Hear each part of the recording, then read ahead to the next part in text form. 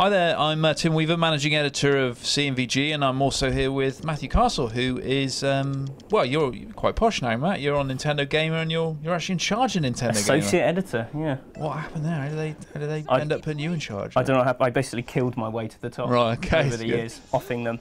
Okay, so here we got Kid Icarus, and this is a game that we haven't seen for 20 years. And Matt, you're going to tell us why we should care now. I'm going to tell you. Well, as you can see, for one, it's a very pretty game. It is very pretty, yeah. Basically, what's happened here is this was the game 3DS was announced with way back at E3 2010. You know, they used this as their big reveal. They decided to revive Kid Icarus under the stewardship of Masahiro Sakurai, who is the bod behind Smash Brothers. Yep. So he's always kind of been one of their sort of more crazy kind of out there sort of thinkers. You know, turning mascots into a big brawling game for one. So what he's done here, he's taken Kid Icarus, which on the NES and Game Boy was a 2D platformer with light RPG elements, and he's turned it into basically a mix of Sin and Punishment style combat, sort of aerial combat, you know, maybe a little bit Space Harrier-ish, yeah. if you're a bit kind of old school, or Sin and Punishment if you played that on N64 or Wii. That's the aerial stuff which you're seeing here, because the game's split into two halves. You'll see the ground combat in a bit. So up here you're flying around, you're using the circle pad to move, and you're aiming with the stylus, which is that green. You can see the little green kind of the marker. But obviously it's all based around these huge sort of roller coaster tracks in the sky. You know, you're pulling around. It looks absolutely incredible. Yeah, I mean, I watched it over your shoulder while you were playing it in the office, and quite a few times you turned around to me and said, "Look how good this looks," and I thought, "Yeah, right, Matt, that's right." Because I think that you become conditioned to how games look on Nintendo Wii and 3DS, but actually it genuinely did look amazing. Yeah, what you obviously can't see in this video as well is the 3D, because you know the whole game's built around him firing into the screen and things firing out of the screen, which for 3D is pretty great. I mean, all these trails from his bow are currently sort of arcing into the screen, and you know, all these hearts are flying out, and you can also hear the amazing soundtrack of this. That's the classic Kid Icarus theme. It's been redone, and they've got some amazing composers whose names I can't remember because I'm really unprofessional. Yeah, that's good. So tell us about let's get the elephant in the room out of the way, which is people may struggle initially with the controls. Yeah, that's right.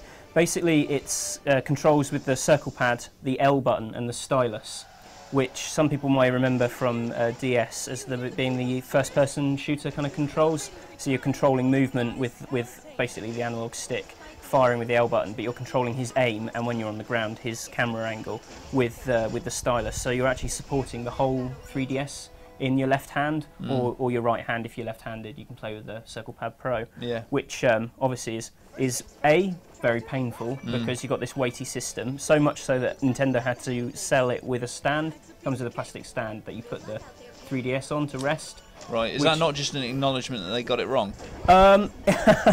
It might be, but this is the crazy thing. I know I've personally developed a new system where I basically sort of wedge it into my... Developed another finger. Yeah, yeah, I've mutated a new kind of weird hand that grows out of my chest. No, I basically wedge it into my leg and it plays fine. It's basically about anything to take the weight off the unit. But the real problem that a lot of people had is on these ground segments that you're seeing here, you're having to control the camera with the analog with the stylus basically as a second analog stick.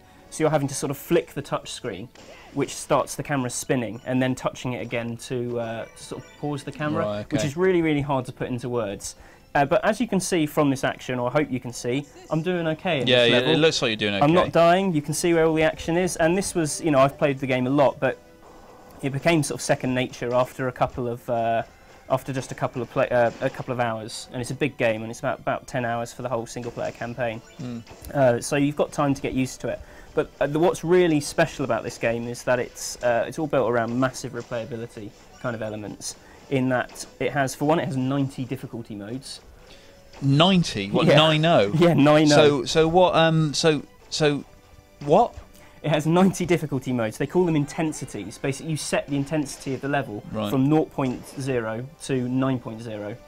And that point increments. And that populates it with more enemies, harder hitter enemies, less health. But the idea is that the higher the difficulty you play it on, the higher the intensity. Right.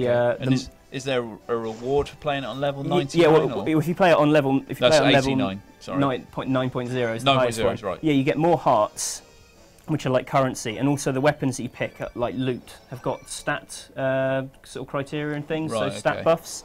So basically, the higher you play it on, the better stash you get. The better stash, the higher you can play it on. So you actually, to play it on a higher difficulty, you have to gamble your currency. So you say, Right. I'll have a go at a level 6 level, but then it says half your currency, and if you die, your currency's gone. Right. So it's kind of this big gambling thing. So you've got 90 difficulty levels, you've got mountains of loot. I mean, there's about 100 or so individual weapons, and then near infinite varieties of stats within those weapons. And do you feel compelled to go after those? Oh or? yeah, absolutely, because they all feel like different weapons, because it's so simple, because basically you're just controlling him. He's only got move, dodge and shoot.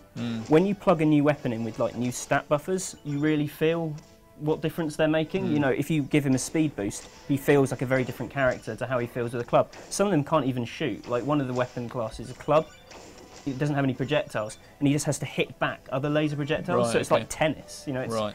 it's a really creative game.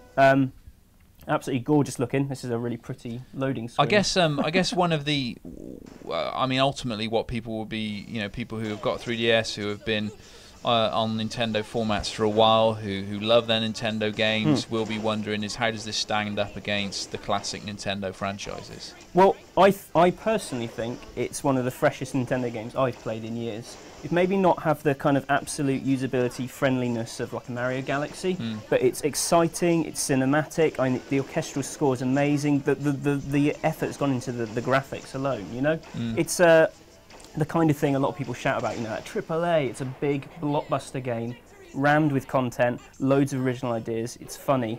You know, I think it's a really refreshing change of game from Nintendo. Listen well, Medusa. Your days of darkness are numbered.